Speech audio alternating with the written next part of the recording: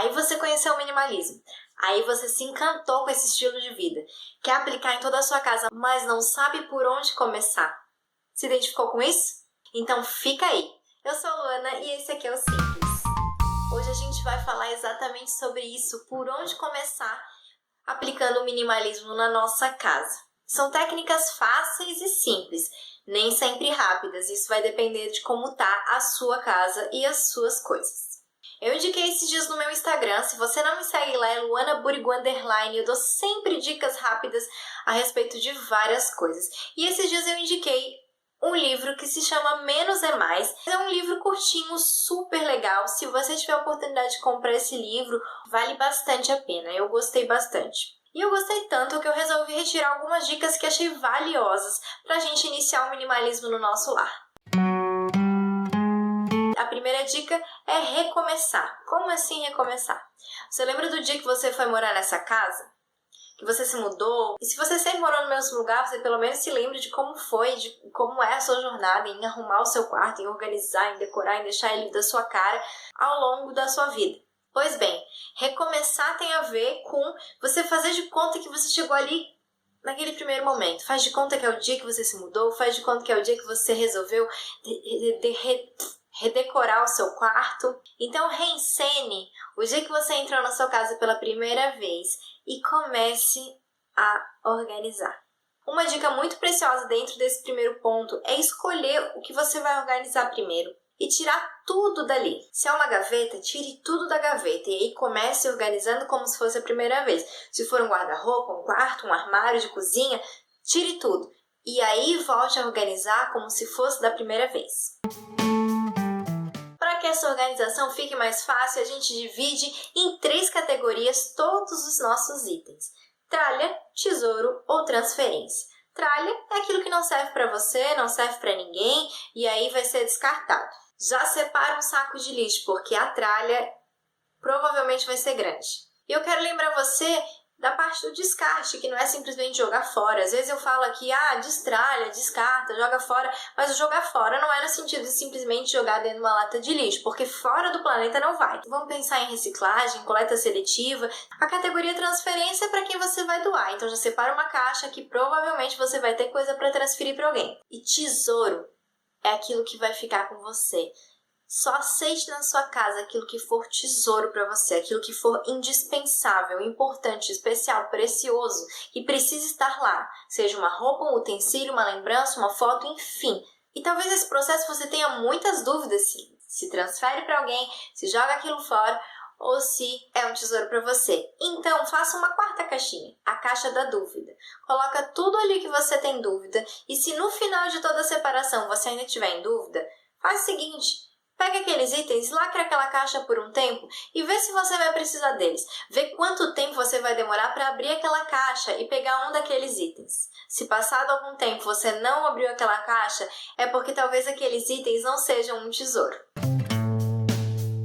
Se você não sabe se aquilo que você separou como tesouro é realmente importante para você e deve ficar na sua casa, dê um motivo para cada objeto estar ali. Arranje um motivo, faça como se você fosse o porteiro da sua casa e determine quem entra na sua casa, quem permanece nela ou quem vai sair dela. Dê um motivo e um bom motivo para cada item estar ali. Um lugar para cada coisa e cada coisa em seu lugar. E para que isso aconteça, observe com que frequência você usa cada objeto. Assim você vai saber se o lugar para ele é lá longe, escondido atrás de um monte de coisa ou se é ao alcance das suas mãos. Toda superfície vazia é convidativa para você e eu enchermos de tralha. Se você chega em casa, provavelmente a primeira superfície vazia próxima da porta é onde fica sua bolsa, sua chave, sua carteira, seu celular ou o que você tiver na mão. Então vamos fazer um exercício mental, que é o que a Francine ensina no livro do Menos é Mais. Se as superfícies da sua casa fossem deslizantes, nada pararia nelas. Então pense que elas são assim. Se você colocar algo ali, vai deslizar dali. Então você, mais do que depressa, antes de colocar em cima de uma superfície vazia, pegue aquele item e coloque no lugar dele. E é claro que existe a decoração da mesa de jantar, os itens da mesa de centro, todas as outras superfícies que possuem objetos fixos. Mas então, limite a quantidade de objetos que você vai deixar em cada uma dessas superfícies para que não acumule mais e mais coisas nelas. Dentro da superfície vazia tem o piso. Gente, o piso é a maior superfície acumuladora de coisas, então cuide também com o que você vai deixar espalhado pelo seu chão. Divida o sistema complexo que é a sua casa em componentes menores. Faça módulos. Por exemplo, tem DVD na sua sala, no seu escritório, no seu quarto. Por que não existe um módulo dos DVDs? Porque quando você for procurar um DVD, você vai ter que ir na sala, no escritório e no quarto, até encontrar o que você quer. Mas se existe um lugar para os DVDs, você vai no lugar para os DVDs e encontra. Isso serve para as ferramentas, para as maquiagens, para os primeiros socorros, para as coisas de cozinha. Antigamente, as coisas eram mais escassas, então parece que se dava mais valor ao que se adquiria. Hoje, por ser tão fácil de adquirir as coisas, às vezes a gente vai deixando entrar desenfreadamente as coisas dentro da nossa casa. Então vamos impor limites. O limite não é para ser sofredor, não é para ser triste, não é para ser algo que você vá ficar se policiando e virando uma pessoa paranoica. Pelo amor de Deus, não é isso. Mas é simplesmente para que a gente consiga observar, porque com a facilidade que a gente tem hoje de adquirir coisas, elas vão brotar na nossa casa. Então, se você fez um artesanato, você tem algumas coisas de artesanato, antes de adquirir novas coisas de artesanato, vê se você não pode usar aquelas, se você não pode terminar aquele projeto que você começou.